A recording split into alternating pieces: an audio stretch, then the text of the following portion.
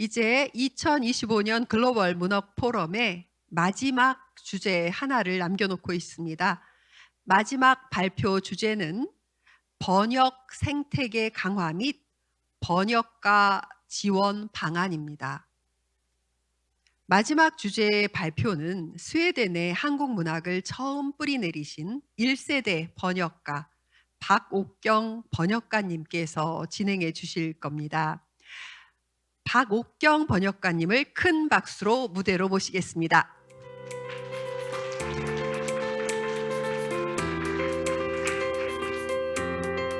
박옥경 번역가님께서는 소아스대 안데르스 칼손 교수님과 함께 한강 작가의 작별하지 않는다와 흰을 스웨덴어로 번역하셨는데요. 이 외에도 이문열, 황석연, 윤홍길, 한말숙 작가의 작품들을 스웨덴어로 번역하시면서 북유럽 지역의 한국 문학을 소개하는 데 크게 기여해 오신 1세대 번역가이십니다. 25년간 번역 활동의 현장 경험을 바탕으로 해외의 한국 문학을 알리기 위한 가장 시급한 과제로 번역가 양성을 강조하고 계십니다.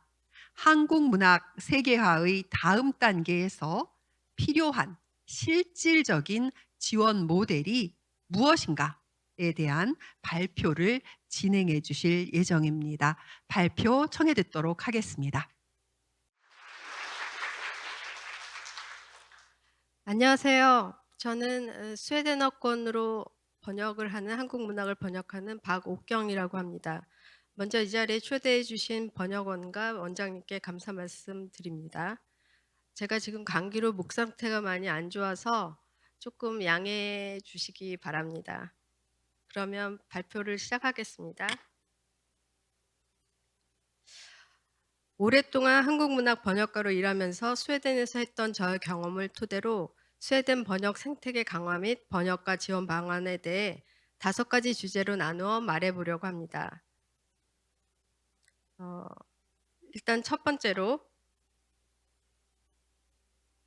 스웨덴에서의 한국 문학의 번역과 출판이 자리 잡기까지 그 시작과 과정에 대해서 말씀드리겠습니다.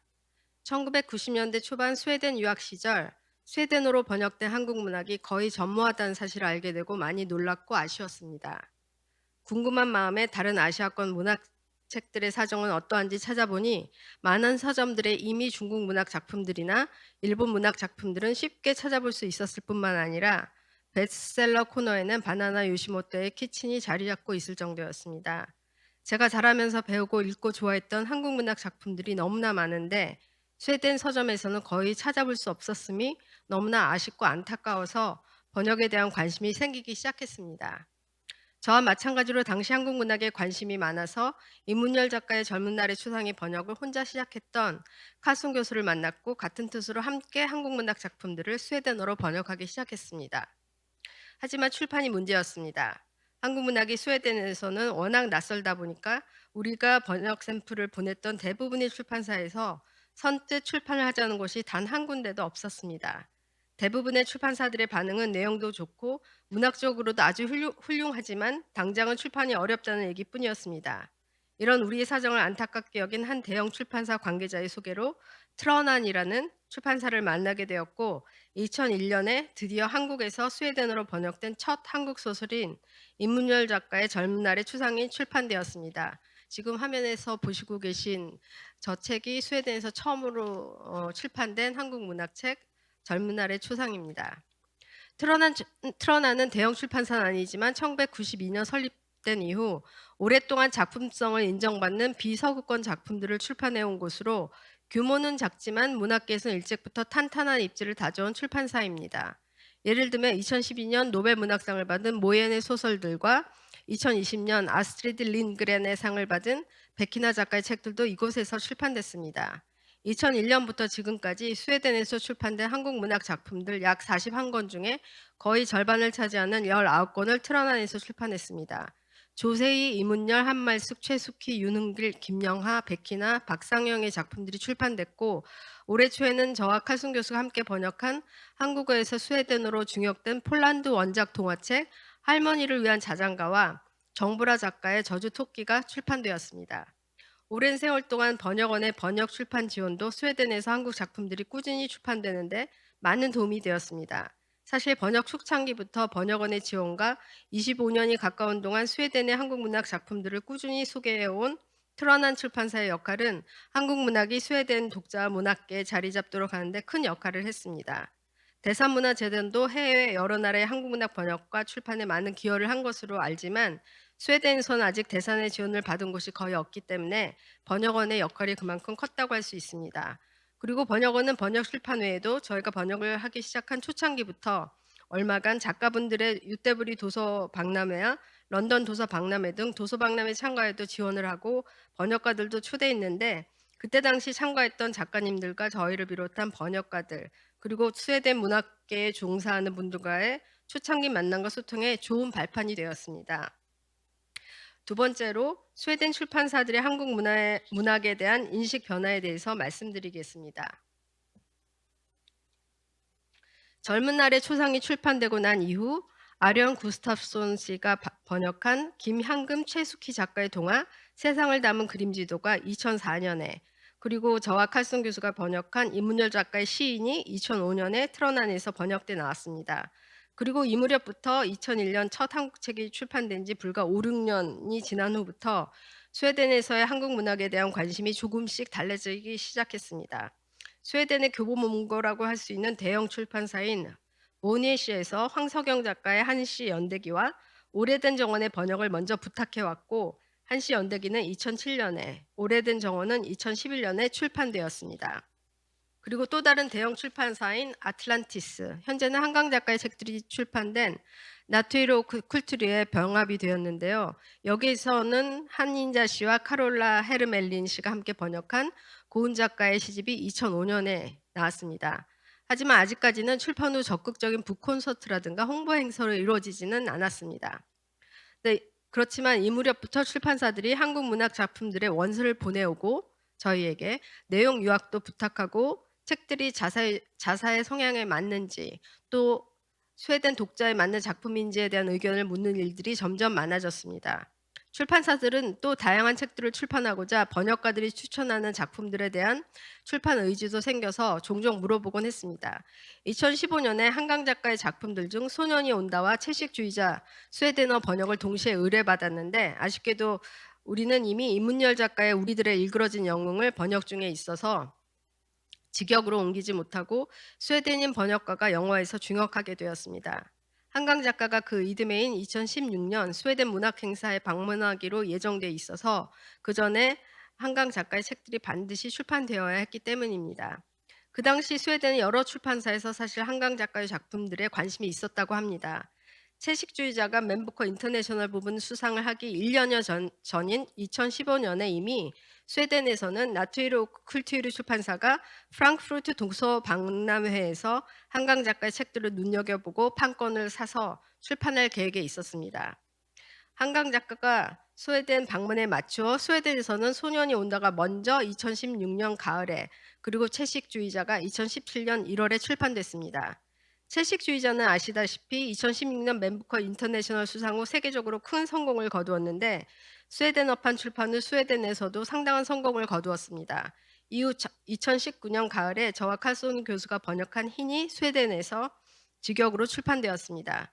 작별하지 않는다가 한국에서 출판된 후 얼마 지나지 않아 사실 2023년 초에 세계 최초로 그러니까 스웨덴 출판을 계획으로 나트리오 쿨티르 출판사가 판권을 사고 저희에게 번역을 의뢰했는데 여러 사정상 2024년 봄에야 출판이 되었습니다.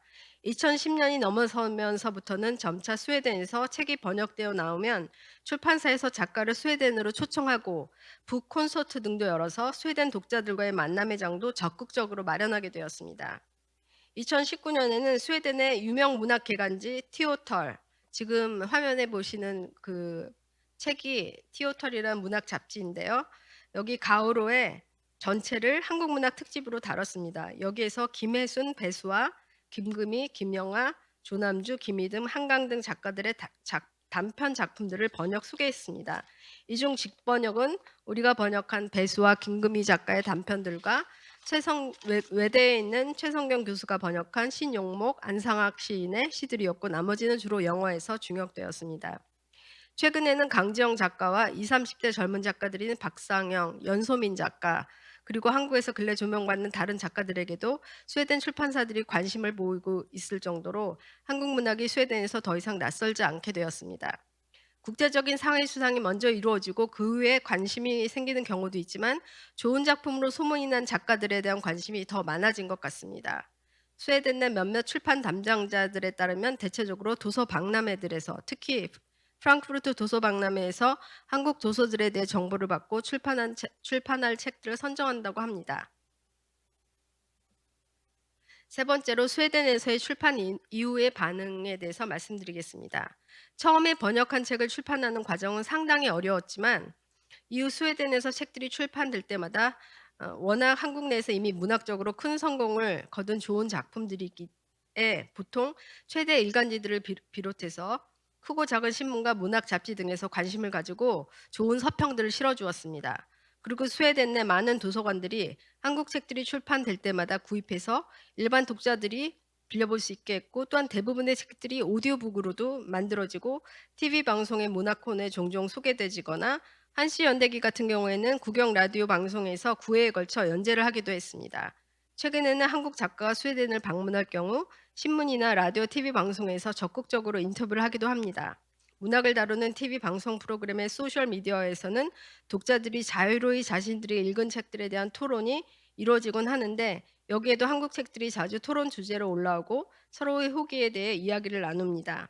지금 화면에 보시는 그 한강 작가의 모습이 있는 저 사진은 그 스웨덴 신문에 실린 한강 작가에 대한 기사인데, 기사 타이틀이 한강은 완전히 다른 클래스의 작가이다라는 타이틀로 소개를 하고 있어요. 이때는 이미 이때가 그 노벨상을 받기 거의 8, 9개월 전의 기사거든요.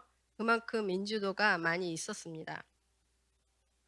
이렇게 점차 한국 문학에 대한 스웨덴 독자들의 저변이 확대되었고 2023년 가을에는 한강 작가의 채식주의자가 왕립극장에서 연극으로도 올려지고 2024년 마침내 한강 작가의 노벨상 수상으로까지 이어졌습니다. 한강 작가가 노벨상을 수상하기 전인 지난해 초 스톡홀름 쿨투르휘셋과 북쪽 소도시 유메온 문학 페스티벌에서 있었던 한강 작가의 북토크에는 1000여 명이 넘는 독자들이 참석했고 작가 사인을 받는 데만 1시간이 넘을 정도로 놀라만큼 큰 성황을 이뤘습니다. 게다가 작별하지 않는다는 보니에슈 그룹 자회사인 아들리브리스에서 주관하는 2024년 올해의 독자상 소설 부문에 최종 후보 10권 중 하나에 올랐을 정도로 스웨덴 독자의 사랑도 많이 받았습니다. 한국 문학 작품이 올해의 독자상 부문 후보에 오른 건 작별하지 않는다가 처음이었습니다. 노벨상 수상의 여파로 스웨덴에 소개되지 않은 한강 작가의 다른 책들에 대한 독자의 관심이 상당히 많다 보니 출판사도 한강 작가의 신작뿐 아니라 아직 스웨덴어로 번역되지 않은 작품들의 번역 출판에도 관심이 많아졌습니다. 그리고 한강 작가의 작품들뿐 아니라 다른 한국 작가들에 대한 관심도 더불어 높아져 있는 상태입니다. 올 3월에는 정보라 작가가 스톡홀름 시립도서관의 주관으로 한국문화원에서 있었던 북 콘서트와 유메온 문학 페스티벌에 초청되기도 했습니다. 지난 5월에는 저와 칼슨 교수가 스웨덴 남쪽 지방 말메에 85년 된 오래된 서점 북베덴에 초대되어 최근 몇 년 동안 스웨덴에 번역되어진 한국 작가들과 작품들에 대해 대담하는 행사에도 다녀왔습니다. 이는 현재 스웨덴에서 한국 문학에 대한 전반적인 관심이 어떠한지를 잘 보여주는 예라고 생각합니다. 네 번째로 스웨덴 내 한국문학 번역가의 수와 번역 환경에 대해 말씀드리겠습니다. 한국문학이 스웨덴에 번역 출판된 지는 25년도 채 되지 않았습니다. 그리고 이제는 스웨덴 출판사로부터 먼저 번역을 부탁받는 시대가 왔을 뿐 아니라 노벨 문학상을 받는 환경이 되었습니다. 노벨상 수상으로 인해 한국문학의 인지도도 더 높아졌고 중견 작가들뿐 아니라 새로 부상하는 젊은 작가들이나 그동안 스웨덴에 소개되지 않았던 작가들에 대한 관심도 훨씬 더 많아졌습니다. 하지만 우리가 처음 번역할 때 출판사를 찾기 어려웠을 때와는 정반대로 지금은 스웨덴 출판사들이 출판하고자 하는 수요만큼 번역을 해낼 번역가가 오히려 스웨덴에 거의 없다는 것입니다. 예를 들어 저주토끼도 번역할 번역가가 없어서 우리가 작별하지 않는다의 번역 출판이 완성될 때까지 1년여 기다렸다가 번역을 하게 됐고, 강재영 작가의 10년 사는 킬러도 발스트렘 옥 비스트란드라는 출판사가 이미 판권을 사고 벌써부터 번역할 사람을 찾고 있지만 여의치 않은 상황이었습니다. 대부분의 출판사들은 중역은 아무래도 직역보다 내용이나 스타일 면에서 원작에서 좀 더 멀어질 가능성이 있기 때문에 가급적이면 직역 출판을 원합니다. 또 중역은 영어나 다른 언어권에서 책들이 먼저 나오기를 기다려야 하기 때문에 한국에서 출판되고 주목받는 신작들을 바로 번역하기도 어렵습니다. 트런안의 경우에도 특히 소설 부분은 지금까지 직역을 거의 고수하고 있습니다. 나트히로 쿨트의 경우에도 출판 담당자가 이미 영어에서 중역된 소년이 온다와 채식주의자의 직역 출판을 지금 당장은 아니더라도 앞으로 고려하고 있다고 스웨덴 일간지 더겐스 뉴에테르와의 인터뷰 기사에서 밝혔습니다. 지금은 그 어느 때보다 한국 문학에 대한 관심이 많이 높아진 상황입니다. 그렇기 때문에 번역가들만 있다면 보다 활발하게 많은 작가의 좋은 책들이 빠르게 스웨덴에 출판될 수 있는 여건이 갖춰져 있습니다. 하지만 번역가들의 부재로 인해 이게 가능하지 못한 현실이 상당히 안타깝습니다. 번역을 시작했던 초창기 무렵에는 우리 외에도 한국 소설과 시 등을 직역으로 번역해서 출판했던 번역가분들이 서너 분 정도 계셨지만 안타깝게도 지금까지 번역을 계속하시는 분들은 거의 남아있지 않습니다. 오히려 그때보다 지금이 번역가들의 수가 더 적어졌고 25년이란 시간이 지났지만 젊은 세대 번역가들이 그만큼 양성되어 있지도 않은 상황입니다. 특히 소설을 번역할 수 있는 번역가들이 거의 없습니다. 동화 번역은 번역량이 소설에 비해 부담이 좀 덜하기 때문에 번역하시는 분들이 소수 계시는 걸로 알지만 특히 소설은 양도 많고 그만큼 시간도 많이 필요하기 때문에 번역할 수 있는 분들이 안타깝게도 거의 없는 상황입니다. 그동안 젊은 세대 번역가들이 몇 분 계셨었는데 각기 한두 권 정도 번역 출판을 했습니다. 하지만 여러 가지 이유로 인해 이후 계속적인 번역을 기대하기는 어려운 상황이 되었습니다. 다른 나라들도 마찬가지겠지만 여전히 경제적으로 열악한 조건 때문에 번역 일을 주업으로 생계를 유지하기가 쉽지 않습니다. 그러다 보니 우리 경우처럼 대학에 계신 분들이 방학이나 안식년 등을 이용해서 번역을 병행하는 경우가 많고 또 어렵게 번역을 주업으로 시작했다 하더라도 조건이 좋은 다른 직업이 생기면 번역을 중단하는 경우도 있습니다. 대학일과 병행하는 우리 같은 경우에도 학교일과 번역을 동시에 진행해야 하기 때문에 번역에만 집중하는 분들보다 완성하는 시간이 훨씬 많이 필요하고 따라서 수요만큼 번역을 빠른 시간 내에 해내기가 어렵습니다. 최근 몇 년 동안 번역을 부탁하는 출판사들이 여러 번 있었지만 저희가 할 수 있을 때까지 기다린다거나 다른 언어로 번역된 책들이 있다면 어쩔 수 없이 중역을 택하거나 포기하게 됩니다. 우리의 시작은 스웨덴 내 한국 문학의 부재에 대한 아쉬움 때문이었고 한편으로 주 번역자가 대학에서 한국학을 가르치는 교수이기 때문에 어느 정도 연관성도 있었으며 또한 소명감 같은 마음도 있어서 계속 번역 활동을 이어올 수 있었습니다. 하지만 지금은 시대도 달라졌고 새로운 세대의 번역가들에게는 저희 같은 1세대 번역가들이 시작했을 때와는 차별되는 다른 조건과 동기부여가 있어야만 꾸준한 번역 활동으로 이어질 수 있다고 생각합니다. 다섯 번째로 번역가 지원 프로그램 모색과 번역가 네트워크 구축에 대해 말씀드리겠습니다. 스웨덴에서는 지금 번역가 수가 절대적으로 부족한 상황입니다. 우선 번역원에서 진행하고 있는 번역 아카데미를 통한 미래의 번역가들 육성 프로그램도 도움이 될 것 같습니다. 스웨덴어 같은 소수 언어도 매년은 아니더라도 몇 년에 한 번 정도 주기적으로 번역 아카데미 과정에 포함시키면 스웨덴어로의 번역에 관심 있는 사람들이 참여할 수 있고 번역 역량을 키울 수 있어 좋을 것 같습니다. 몇 년 전 스웨덴어 번역 아카데미에 칼슨 교수가 강사로 참여했었는데 그중 한 스웨덴 학생이 본격적인 번역에 관심을 가지고 연락을 해와서 몇몇 스웨덴 출판사에게 소개를 해줬습니다. 당장 장편 소설을 번역하기는 어려울 수도 있겠지만 번역에 큰 관심과 의지가 있는 것만으로도 고무적인 일입니다. 출판사들도 우선 동화와 같은 짧은 책들부터 함께 작업을 할 예정이라고 했습니다. 번역가들을 길러내는 것 못지않게 중요한 것은 번역가들이 중도에 그만두지 않고 계속 꾸준히 활동할 수 있도록 지원하는 것입니다. 경제적으로 다소 열악한 조건이라 할지라도 번역가가 보람을 느낄 수 있게 하는 여러 지원 프로그램들이 있다면 꾸준히 번역하는데 꽤 큰 동기부여가 될 수 있다고 생각합니다. 번역은 워낙 혼자 하는 작업이기 때문에 다른 번역가들과 교류할 수 있는 기회가 생긴다면 고립감도 좀 덜하고 어느 정도 동기부여와 번역일에 대한 보람감을 찾는 데도 긍정적인 영향을 줄 수 있다고 생각합니다.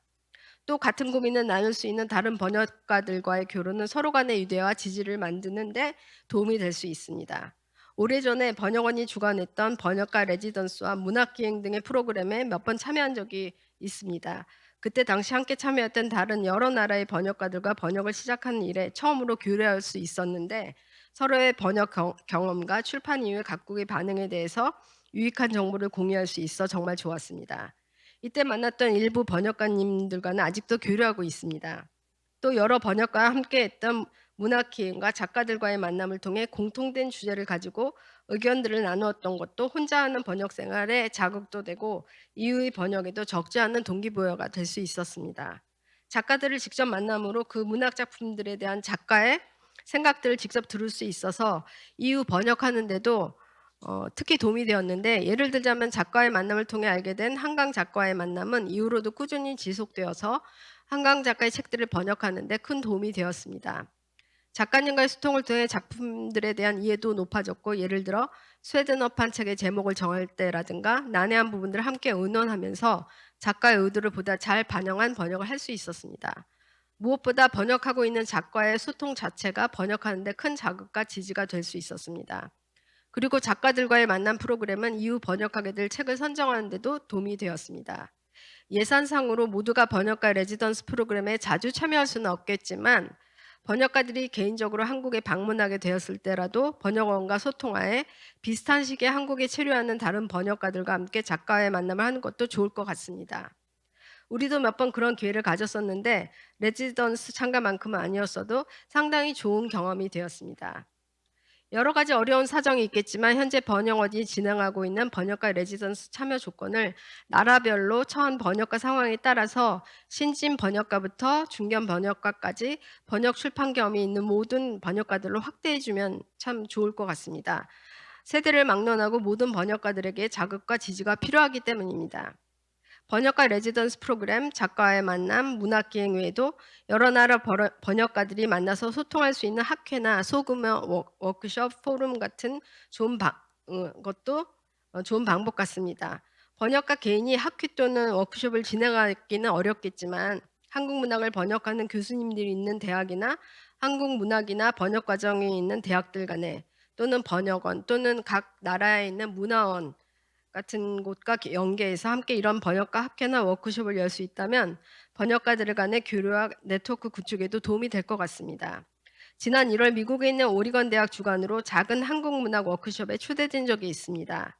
여러 나라에서의 한국 문학 번역가 노벨 문학상을 받게 되기까지 스웨덴에서의 번역 환경에 대한 주제로 하이브리드 라운드 테이블 행사였는데 스웨덴, 미국, 일본과 중국의 번역 환경과 번역하면서 어려웠던 점들, 그리고 그들 나라에서 한국 문학이 어떻게 받아들여지고 있는지에 대해 알 수 있는 흥미로운 기회였습니다.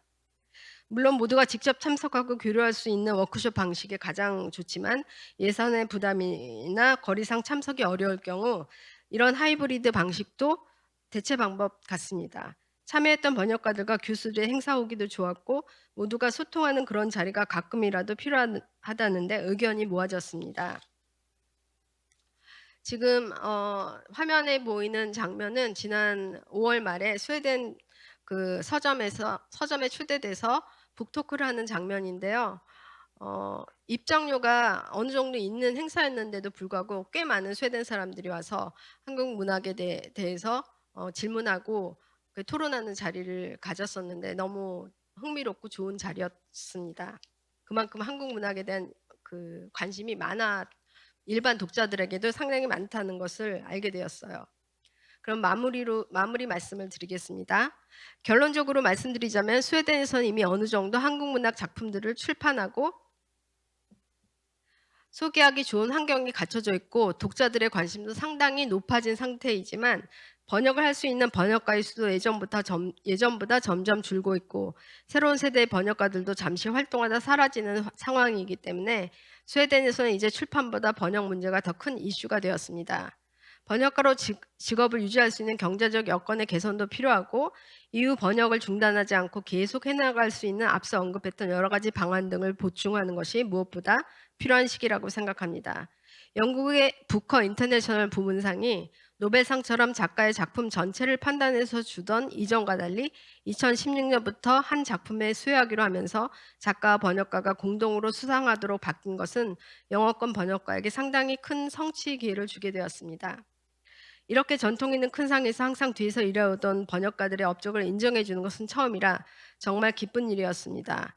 번역가에게 공동으로 수여하게 된 첫 해인 2016년 채식주의자가 받게 되면서 한강 작가와 번역가인 데보라 스미스가 공동으로 수상하게 되었고 작가뿐 아니라 번역가도 많은 주목을 받게 되었습니다.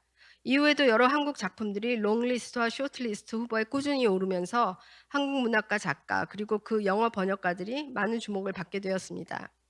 영어권상이다 보니 세계적인 파급 효과도 크고 어느 정도 소수 언어권에도 긍정적인 영향을 끼쳤다고 생각합니다. 앞으로의 바람은 스웨덴을 비롯 다른 나라에서도 영국에서처럼 번역가들의 역할이 좀 더 인정받을 수 있는 기회가 생겨서 많은 한국 문학 번역가들이 활발히 활동할 수 있기를 희망합니다. 이만 발제를 마치겠습니다.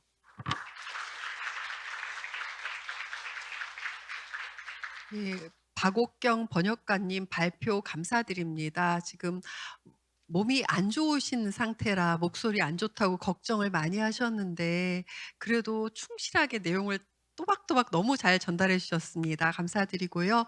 1990년 사실상 불모지였던 스웨덴어에서의 한국어 번역 상황부터 시작해서 그 불모지에서 어떻게 번역하고 출판하고 스웨덴에서의 인식 변화와 출판 이후에 여러 반응 변화를 이끌어냈는지 그 과정을 자세히 설명을 해 주셨는데 결국은 그 과정에서 한국 문학을 전하는 데 가장 큰 역할을 하셨다라는 생각이 듭니다. 그래서 번역과 출판의 환경은 바뀌었으나 역설적으로 번역할 사람이 없다.